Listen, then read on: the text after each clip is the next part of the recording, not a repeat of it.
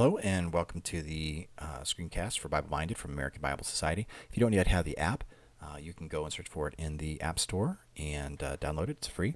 And go ahead and follow along with us as we go on. So when you first open Bible Minded, it's going to ask you for a little bit of information. Go ahead and enter your name. And the next thing you need to do is to pick a default version of the Bible. There are some here that are loaded for you already, and go ahead and just pick one that works well for you. So I'm going to pick Contemporary English Version and move on. If you want to, you can take a picture. This can work well if you have multiple people, perhaps in your family, who are using the same device for Bible memorization. The picture can be helpful for kids, particularly so they can know which one's them. And then the last question is whether or not we can collect some anonymous statistics about how the app is being used. There's nothing here that's identifiable to you, but it does help us to understand how the app is being used and perhaps make better versions in the future. So if you can, go ahead and leave that at yes. Okay. So the start screen is here. As a very first time user, you will see this bit here. In other times through, this will be gone. So we'll just push skip, and that goes away. Now here will be a list of any users that you have. Right now there's only the single user that you just added. If you have other family members or people, you can tap there and enter the same information for each one of those users, and then they'll be listed here, and you can just tap them to switch back and forth. But we're just going to go forward with one user. If you want to change any settings for this particular user, that's the button that you're looking for, the little gear icon in the top right. So since we don't have any passages yet to memorize, and that is the whole purpose, let's go ahead and push the Get Started button. Now it's going to ask you whether you want to enter your own passage. If you already know what you want to do, have an idea of passages, passage or passages that you'd like to memorize, now you can tap that button and let's take a look at it real quick. You can choose a version, and this is the default that you picked earlier. And then if you know the reference, just go ahead and type it in, John 3:16. Or if you don't know a particular reference, you can also search for a word or phrase such as faith. And when you hit save there, it actually will pull up a list of various verses that match that word or phrase and give you an option of which ones you want to pick. So let's just go ahead. Actually, before we go, real quickly, if you are saying, hey, look, I want to use different versions, none of these are the ones that I want to use, that's fine. You can, if you so choose, you can click this want to use a different version button here. It'll give you a full form where you can type in all of this information, but again, this is all manual entry. We can't help you, so you're responsible for everything that goes in these passages. If you want the easy way out, where you just tell us what you want to memorize and we pull the text for you, then stick with one of the versions that drop down box there. So we say, hey, Faith, tell me what version, what verses have that word in it. It will come back and give you a list of some very popular ones. And you can go ahead and just find one that you like and say, okay, hey, this is the one I would like to get. So let's go with Romans 3:22.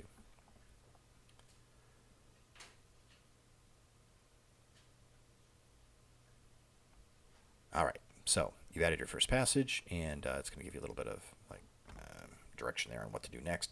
I'm actually going to go back into passages real quick. Sorry. This is now a couple of new buttons have shown up on this start page that weren't there before. Passages is where you can go and add, edit, or delete passages that you're working on. So if you notice something was a little odd with one, you can go in and edit it. Or if you're just done, you decide, no, I don't want to memorize that at all, you can do all that here with this button. If you want to add something new, which is what I'm going to do right now, you can do this as many times as you want, and there's no particular limit to how many verses you can have in Bible Minded. Go crazy. So I'm going to add a passage, and I wanted to look at the memorization plans. If you want to memorize, but you don't really know what you want to memorize, you can use a memorization plan. These will be added in the future, so the list that you see may look different than this, may have more or less, may say slightly different things. But the basic idea is that these are collections of verses that have been selected for you. And so you can look, you can see how many passages there are in each particular plan, what sort of difficulty there is, and a little bit of a description. This one is a large number, 73 passages at the moment, of verses that we at the American Bible Society have selected as particularly important verses for a variety of people. So this will cover the entire Bible, Old and New Testament, but you'll notice that it is a much more difficult challenge. So if you're up for a challenge, try that one. In this case, we're going to do something shorter. So we would just say, how about this one, the Romans Road? That's only 5 verses. That doesn't sound too bad. Again, you can pick a version. You can change it if you want to right there, and then say add the passages. Bible-minded will, at this point, go out to our servers and retrieve the particular verses that you were interested in and load them in. So it is loaded. Now let's look at, just real quick, push it again. There you see there's all the first one we did, and then these are all the Romans Road that have been added in. So now that we have some passages, we now have a Learn button. And this is what we're all here for, so let's go ahead and see what happens. Learn. There's a whole bunch of buttons, and I'm just going to run down from the top.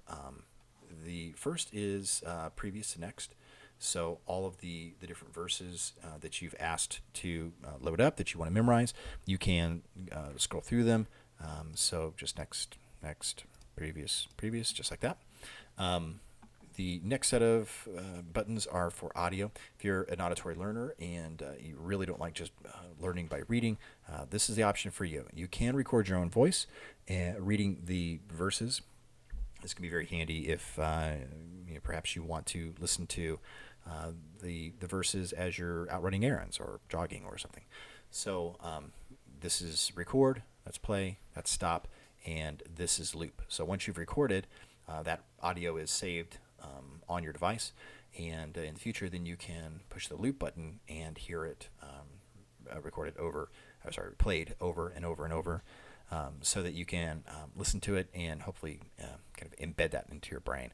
One quick tip: if you are going to do your own audio recordings, and we recommend that, we highly recommend that you go ahead and, as you're reading the text, read the reference with it. You want to learn the reference with the text so that you know what text it is that you're memorizing. So don't just read the verse text down here. God treats everyone alike. Make sure you say Romans 3:22. God treats everyone alike. Go ahead and say the whole thing. Okay, the text is down here. If you are more the visual learner, perhaps a couple times you want to read it through, say it to yourself, and when you think you've got it, you can tap on that text and it will go away. At this point, you're in flashcard mode. So now you just have the reference, and it's up to you to say it. You can flip through all the different verses that you have in flashcard mode. When you want to double check and see if you got it right, just tap there. The text comes back. Don't worry, it's not lost. When you have decided that you've learned a particular verse, and the schedule for that is entirely up to you. You decide when it's learned. When you've decided that a verse is learned, push the button that says, mark this as learned. At this point, then, the work, you think it's done, it's not. It's just begun, because an important component of Bible memorization is review. Learning it is merely the first step and not even really the most important. The review is what keeps it in your brain, and that is the important thing. Learning it for 2 weeks does no one any good. What does you good is having it accessible for the rest of your life. And the way to do that is review it. So you set a review schedule for every verse that you've marked as learned. The default is 7 days, which is 1 week. You can go as low as 1 day or as high as 31 if you want to just do it once every 14 days, every 2 weeks, every 3 weeks, every 4 weeks. You can even go lower, though. You can switch from days to hours and say, hey, I want to review it every hour, or I want to review it every 3 hours, or every 12 hours for twice a day. Whatever. You set the schedule. In this case, I'm just going to set it to 1 hour. So every hour, I'm going to get a notification, something that says, hey, you've got verses to review. It's going to bug me. Nice bugging, not anything too terribly bad. You won't want to throw the iPhone out the window or delete the app, hopefully. You will notice, though, that it's gone out of the list. You marked it as learned, and now it's just gone. Where'd it go? Well, what happened is you now have a new option, a new button. Whenever you've learned anything, this one will start showing up. Prior to that, you won't have access to this. Even though we set the schedule to 1 hour, and it hasn't actually been an hour, at the moment, we've kind of got it hardwired to just go ahead and let us review it regardless of the time. So we can see what's in the review side of things. So let's push review. And it's going to give you a couple of options. Right now there's 3, perhaps in the future there might be more. You have different methods of reviewing depending on what you like. Everybody learns different. Everybody reviews in a different way. So this is your chance. If you're a visual person, flashcards are for you. If you're more kinesthetic, you want to actually move your body, and that helps you to remember something, perhaps type it in would be the way to go. Again, if you're an auditory learner, then record and verify is basically the same as in the learning phase, where you record yourself saying it, so you get to say it out loud, and then you can actually see the text play back what you said and spot check yourself to make sure you've actually got it right. It doesn't take very long. You can record and verify in a very short amount of time. So real quickly, let's just see what each of these look like. Flashcard, here it is. So hey, Romans 3:23, 3:22. What is it? You might say it out loud. You might just think it in your mind if you're in the doctor's office or whatever. Once you've done that, you can check the text to verify, and it will show you what it actually was. Did you get it right? Yes or no. If you click yes, it goes away for another hour or whatever your review schedule was. If you say no, then you're not done. You're still reviewing. You can take another run at it. You can leave it alone for an hour, come back, check it later if you just think that you've got it. Or if you want, when you click no, you can also say, I don't have it. I need to switch this back to learn phase. I need to review it a little more frequently. So that's an option there. I'm just going to ignore this, bounce out of flashcards, and back up. So let's look at the type it in option.